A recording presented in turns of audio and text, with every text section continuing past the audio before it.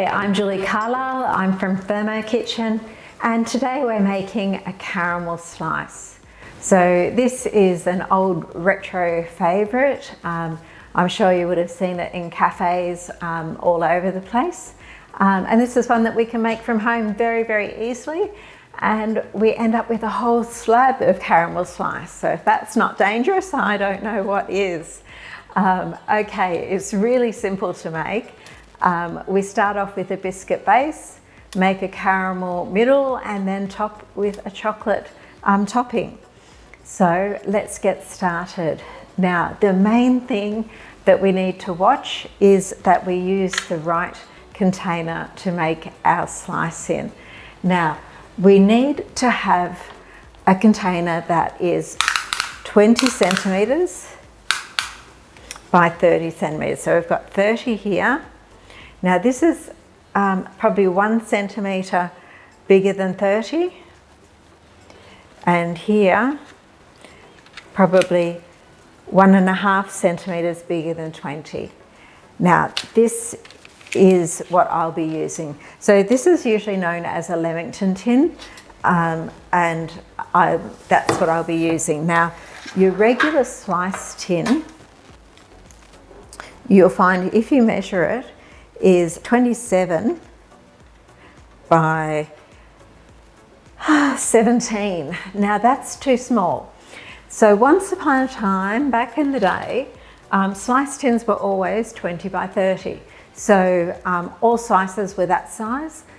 Someone in their wisdom at some point changed them and made them smaller.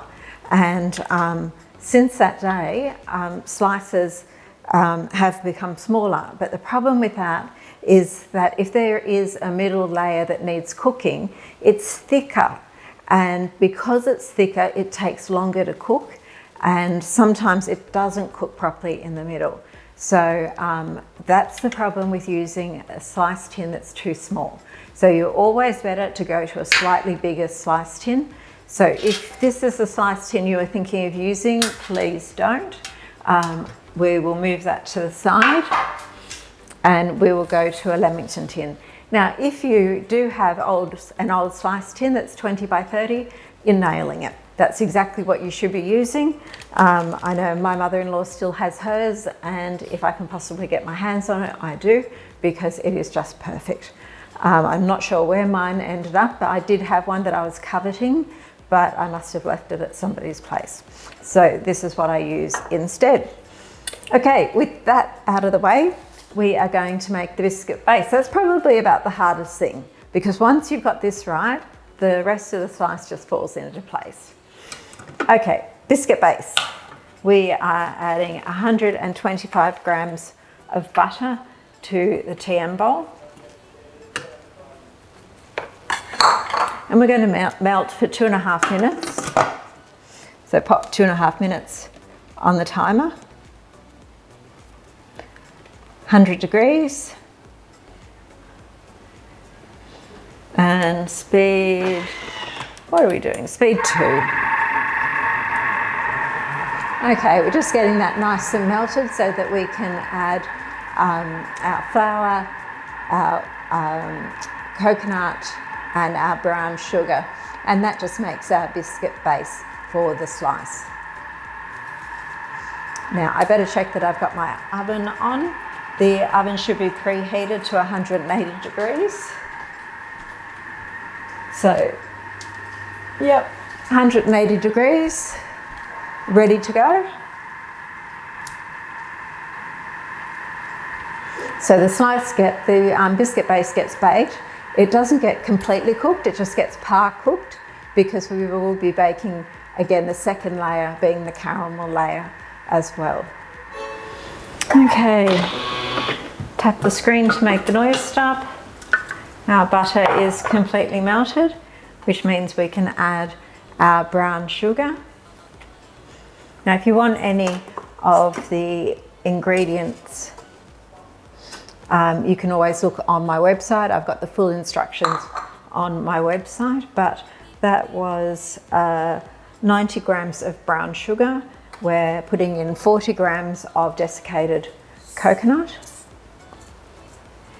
and 160 grams of plain flour.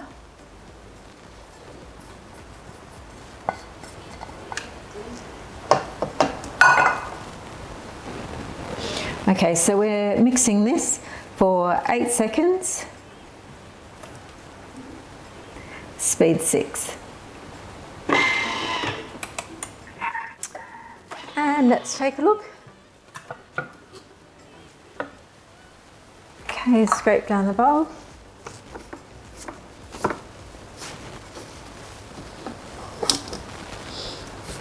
So there was a couple of little bits of flour that weren't quite properly incorporated, but once I scraped, it was fine.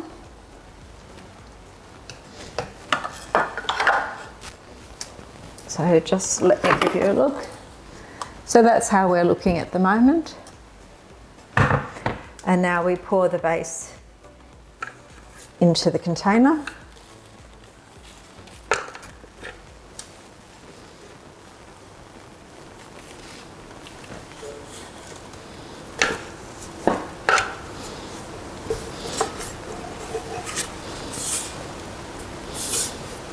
Okay, that looks to be mostly out. Now we want to move this along so that it's covering evenly.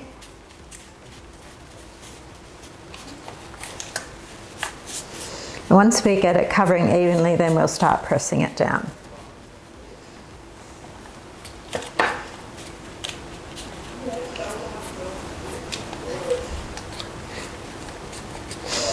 Okay, so that's looking even, but it hasn't been pressed down. Now it's important that we do press it down because this is what gives the slice its stability. So we're just going to use our hands to press down.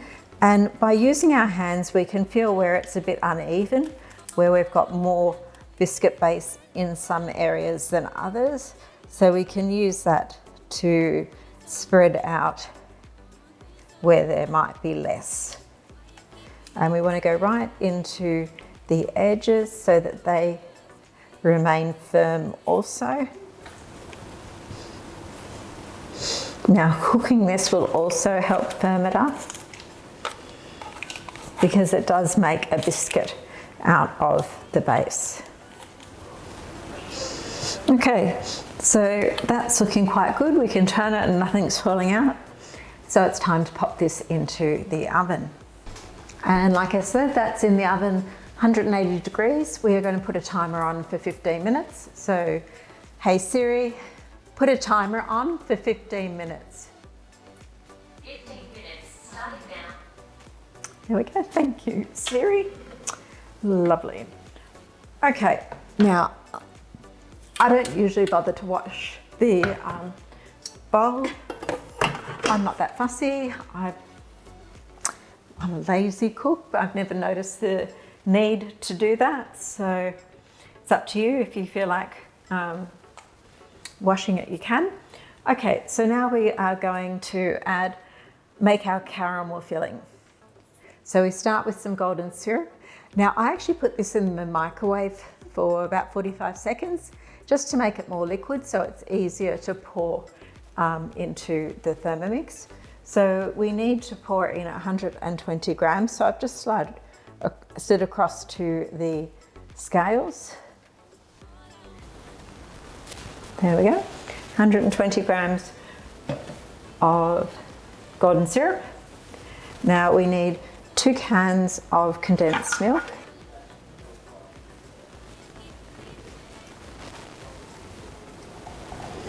And 2. And then we're adding 125 grams of butter, and I've also already weighed this. So we're going to pop 125 grams of butter in here.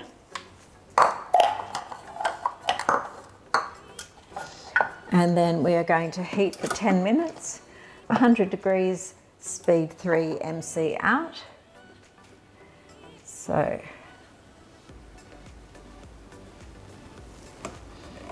10 minutes,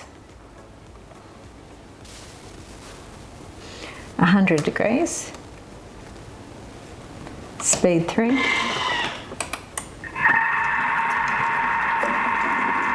MC out.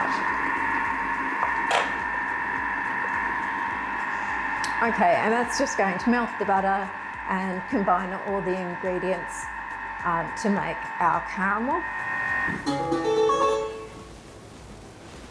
Okay, so we're lifting this up very carefully because we want to take the condensation off the lid. Condensation in our caramel will make it go all crystallized, and that won't taste very good. And then we're popping the lid back on, and this time we're putting it on for 3 minutes. And we're turning it up to Verona so that we can get this to bubble and thicken it a bit more. And it's on speed 3. So this is just to give it a bit more thickening before we put it in the oven.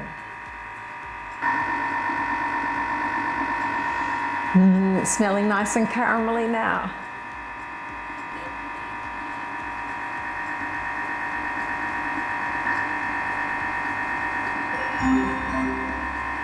Hey Siri, stop the alarm. Okay, so that's our base ready.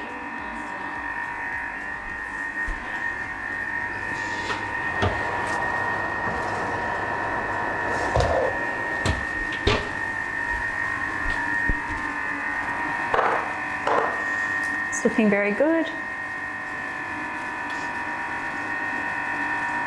So you can see a little bit of goldeny colour, but it actually hasn't browned because we will be putting it back in the oven to cook again, so we wouldn't want it to be overly brown, otherwise it might get too dark with the second cook. So you can see the timing works pretty nicely.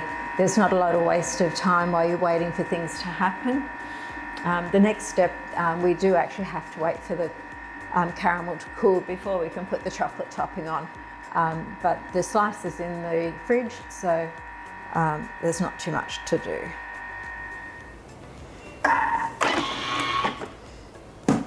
Okay.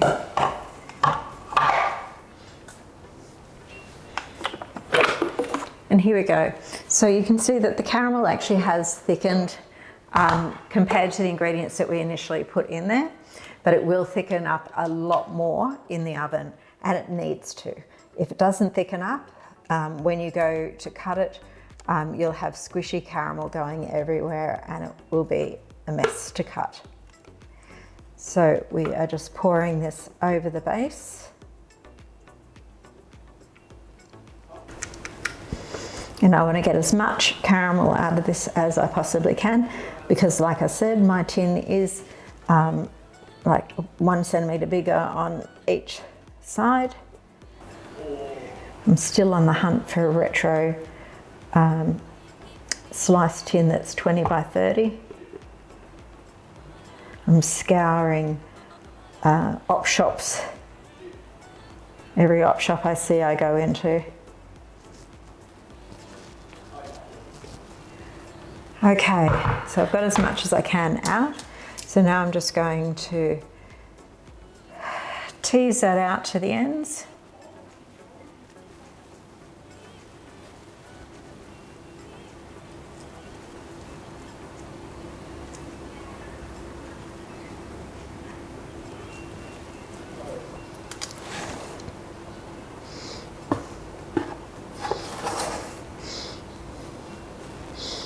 Now I should be trying to keep this fairly even because we do have the chocolate layer to go over the top, and if this is even then the chocolate layer will be even as well. And you won't get thick chocolate in some spots and thin in others.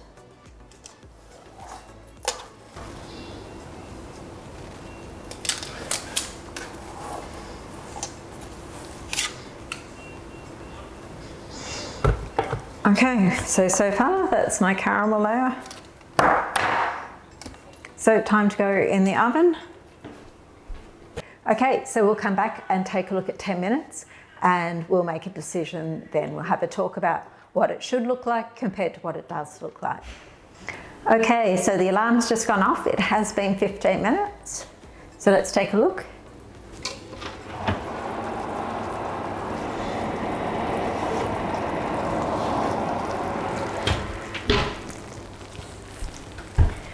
Radio. I don't know if you can see this, but it has been caramelized all over the inside as well as the outside. It's definitely baked through. So this is how you want your caramel to look. You don't want anything that looks uncooked at all. And we've got brown bits that are in the center as well as around the outside. So this is ready to be taken out of the oven, and we're just going to let this cool, and then we can put our chocolate topping on top. So that's all we can do for the moment.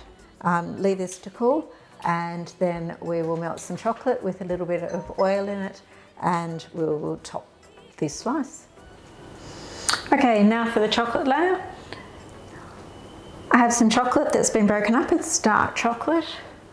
We're going to add 2 teaspoons of oil. We want unflavoured oil.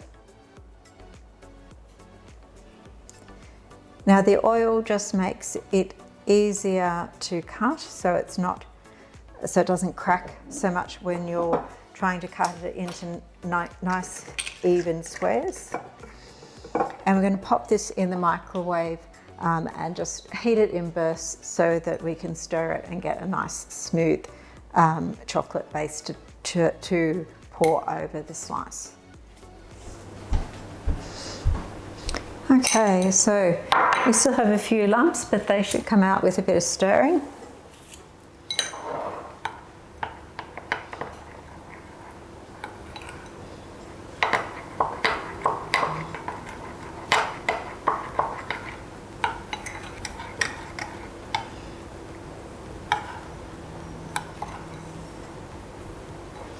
Okay, that's looking nice and smooth.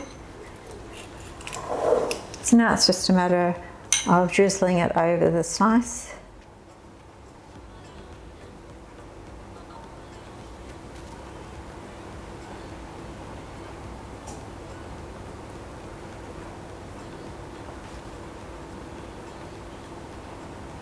Okay, and then using the back of the spoon to just smooth it over. Again, trying to get the chocolate even.